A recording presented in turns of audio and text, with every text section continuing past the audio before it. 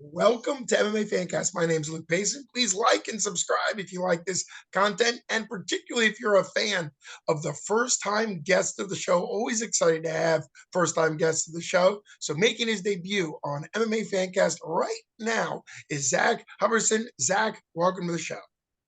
Thanks for having me. I really appreciate the invite. Well, I'm really pumped to have you on the show. We've talked in person a few times, particularly you had a great match at Sprawl in the Burgh 1 for 247.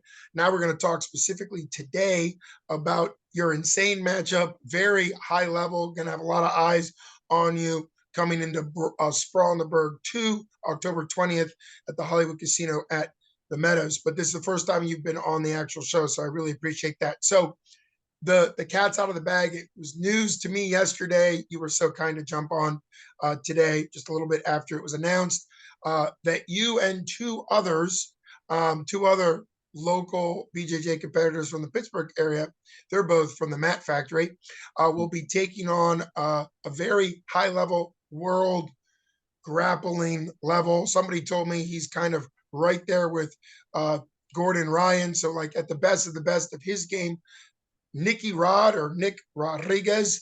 So how did this come together? What made you say yes? And then describe the uniqueness, because I think coming from you, it's a really unique matchup since there'll be three of you going up against this world-class guy. Sure. Yeah. So the way it started is honestly, I wasn't gonna apply. I have two other matches. I have a match this week, next week in DC, and then I was like, I'm done for the month. And Ryan reached out. He said, "Hey man, this is gonna sound crazy. Uh, do you want to match against Nicky Rod?" And I said, "You messing with me?" Because I got that they got hacked. Because that's crazy. I knew exactly who they meant.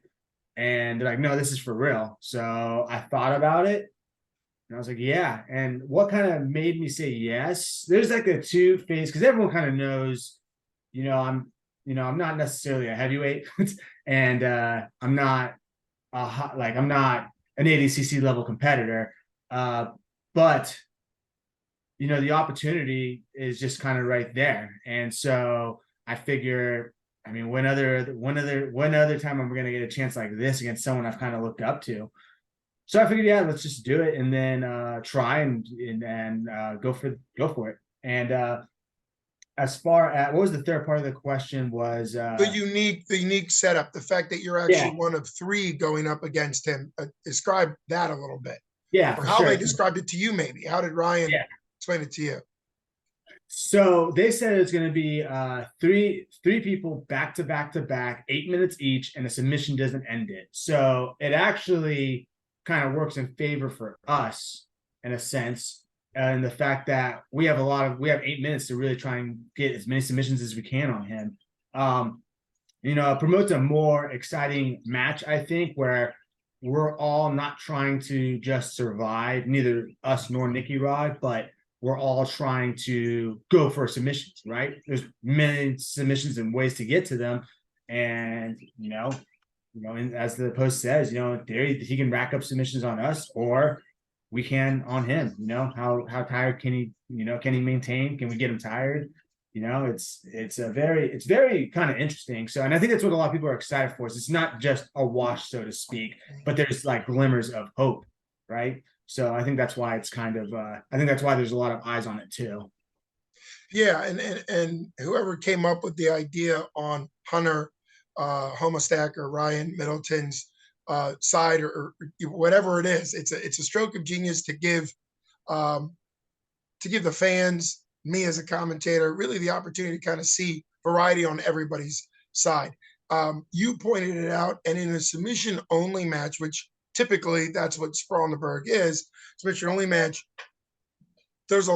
understandably, there's a lot of thinking, sometimes some pauses, because both competitors, you just did one back in July, and they had a lot of action, but there's also a lot of times where there's a little bit of chess going on, because everything you do gives an opening to somebody else, and somebody at of course Nicky Rod's level is if you had to go up against him with the idea that, oh, if you get caught in a sub 30 seconds in, it's over, you might really clamp down and kind of hold and wait.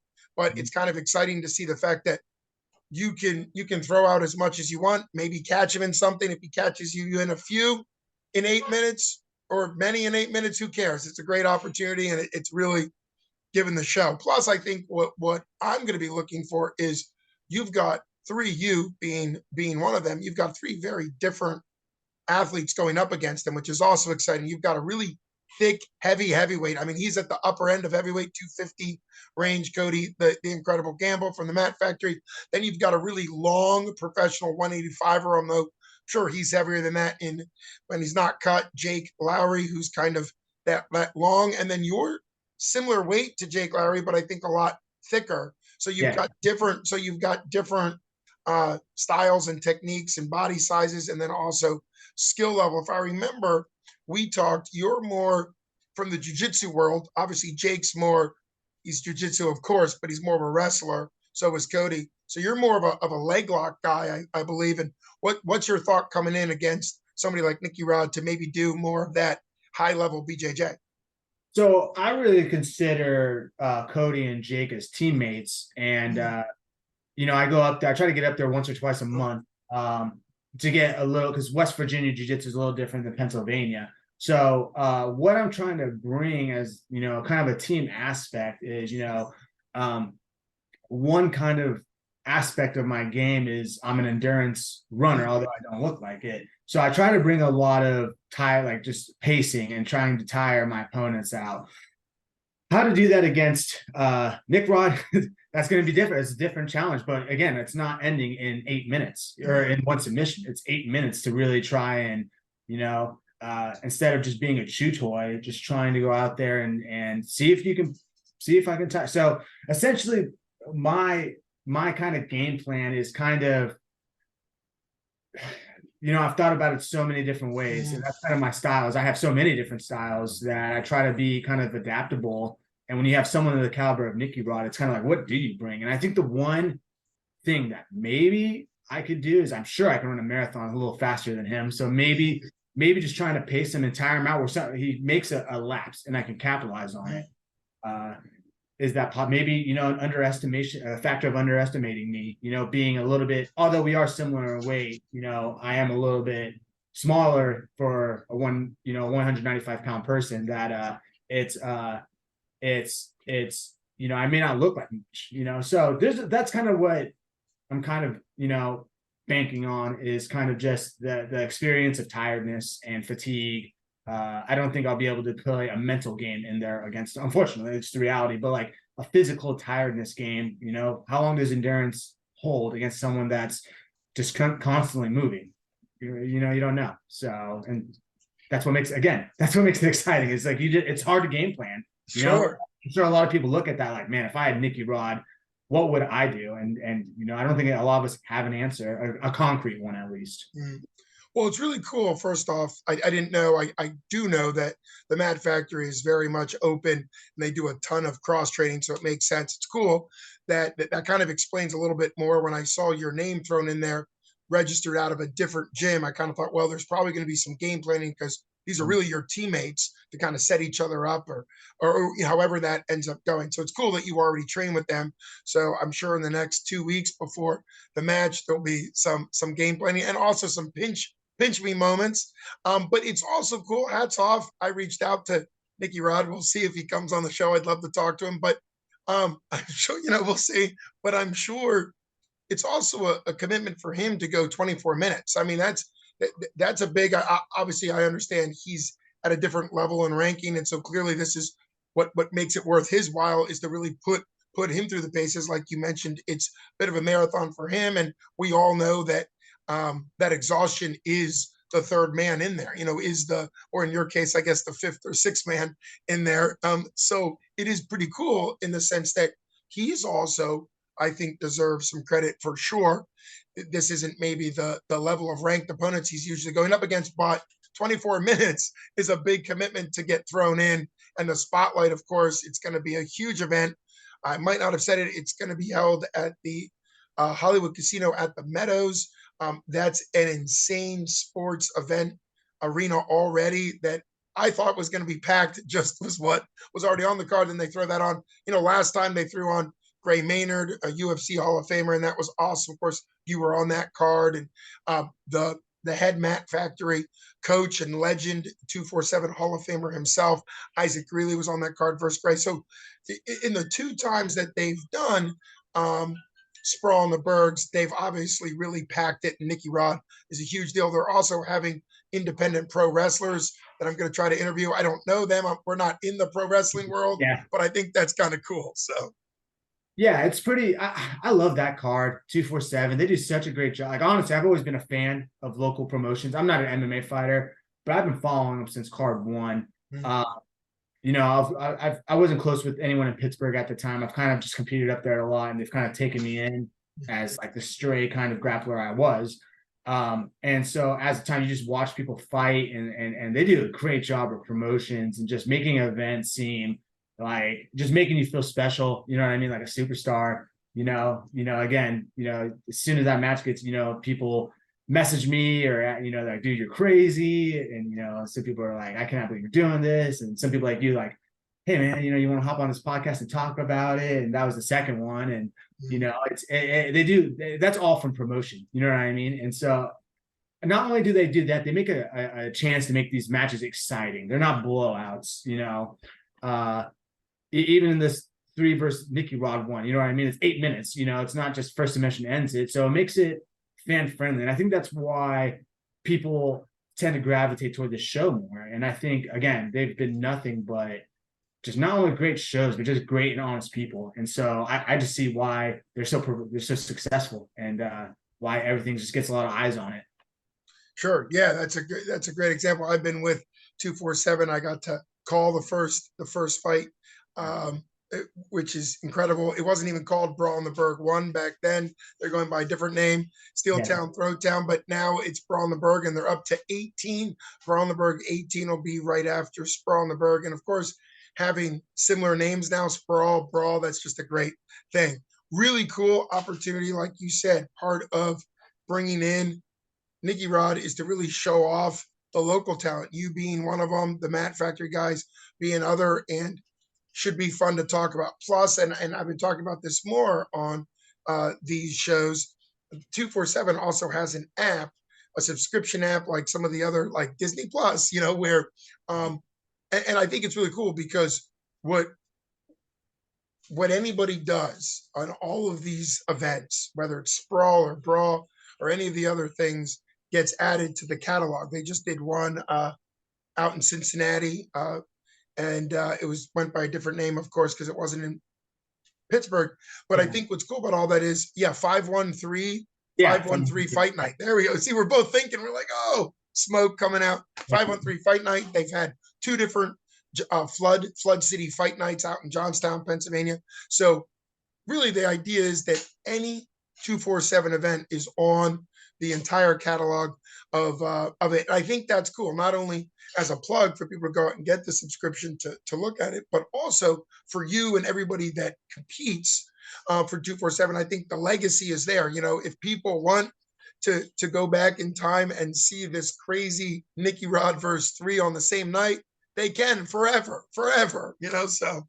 It's funny you mentioned that, because I was thinking literally the other day, I was like, man, they had Gray Maynard on that card and PJ Barch and Dante Leon. And I thought about it and I was like, man, what if this is one of those shows that just take off and just become, like more for like the professional side. But I was like, how cool would it be to be like one of those guys that was like helping push it? You know what I mean? Sure. I'm a middle-aged guy that just enjoys training and competing, probably more than most people in their 30s.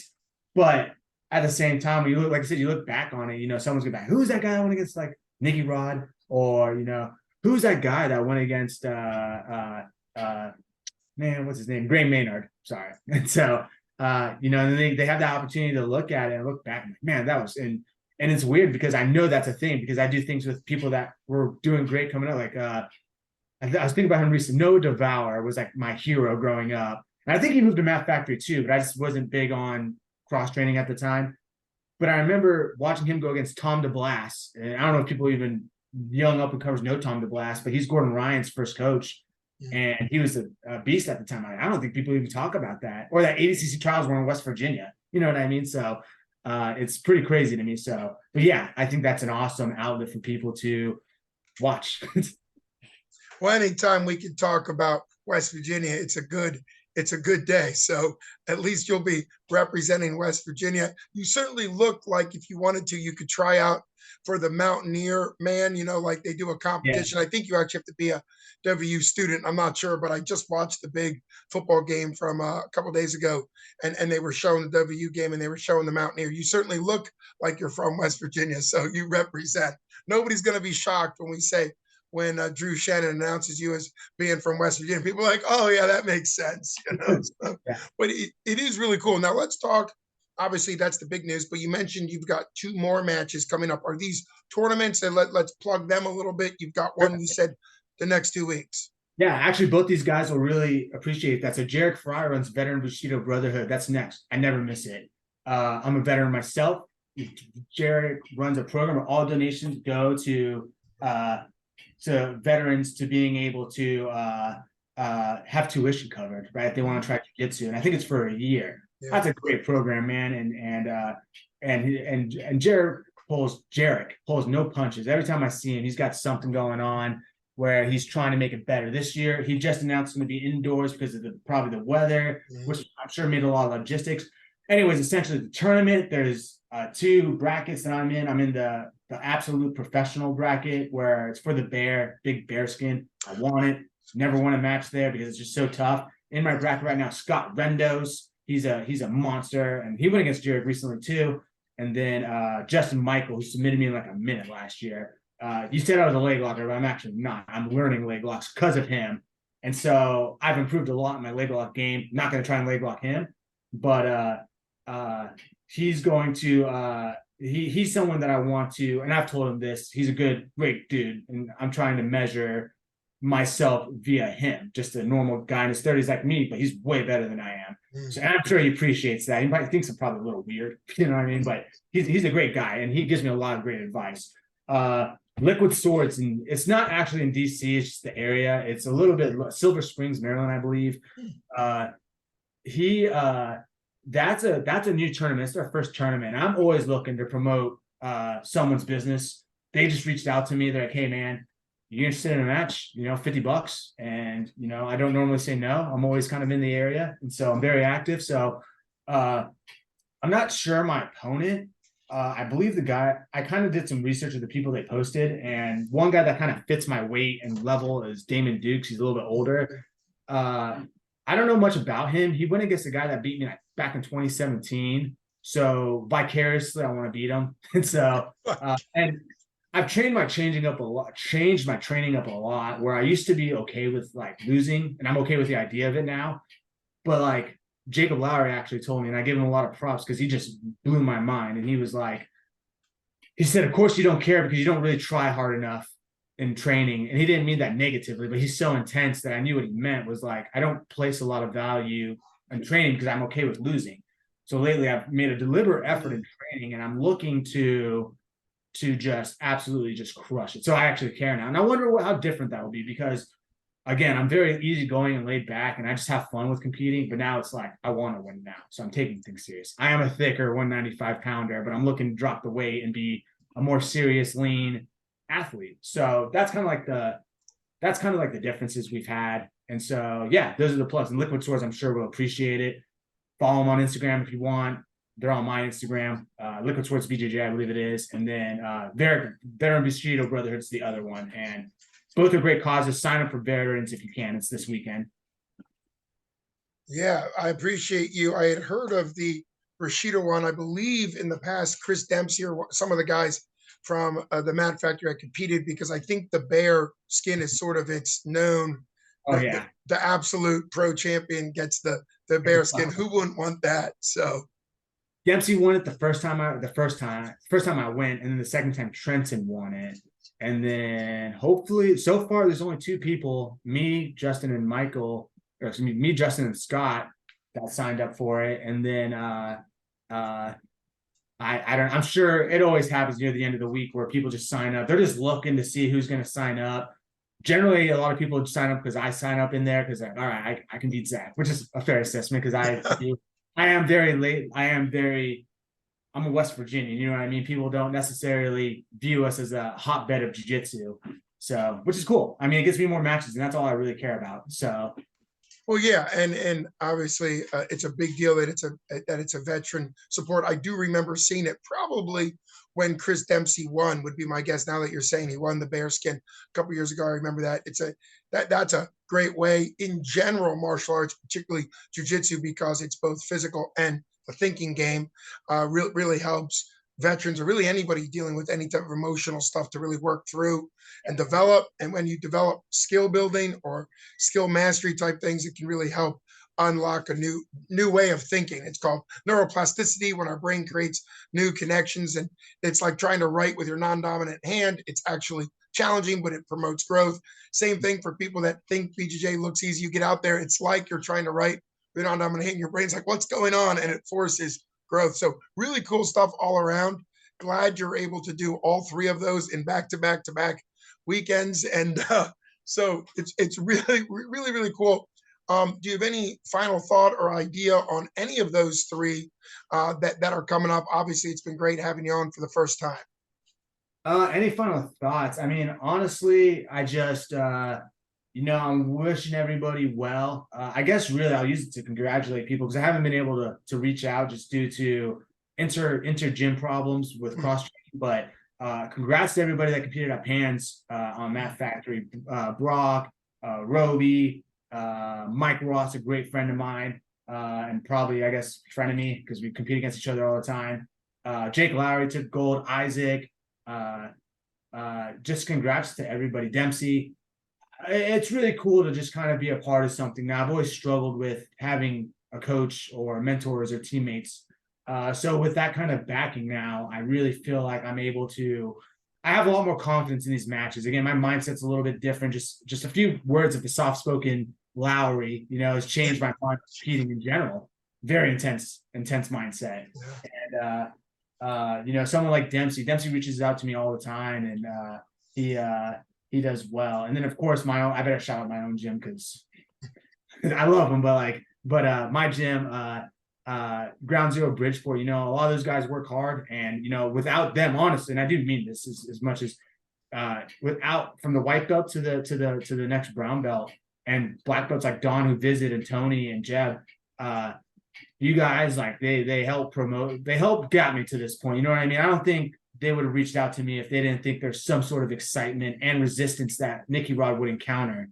And without the training I have every day, then this wouldn't have existed. So of course I see them more than twice a month. So I really appreciate everybody. And that goes, I just give out a few names, Nikki, Eric, Trent, and Anthony, all those people. So those are the first names that come to mind, and I appreciate genuinely everybody. So well, that is great. I always think it's wonderful to give shout outs and thank yous. A big thank you for your service in the Army. And if you were deployed, a big welcome home to you and all deployed veterans to combat zones. That's a big deal to say welcome home. In addition to thank you for your service. So both of those to you. And then thank you for coming on MMA Fancast for the first time of hopefully several to come. And I can't wait for October 20th. Sprawl in the Burgh 2. People need to get their tickets. 247fighting.com. Make sure you select whatever person you're supporting, and it'll probably end up being a pay-per-view. I think a lot of people end up watching on pay-per-view because it'll probably be standing room only, sold out like it was last time. And I'm sure your match and many others will draw in a lot of fans. So a big thanks for coming on MMA Fancast. This is Luke Basin with MMA Fancast and first-time guest of the show, Zack Humberston. Thanks so much. thank you guys. You got it. Bye.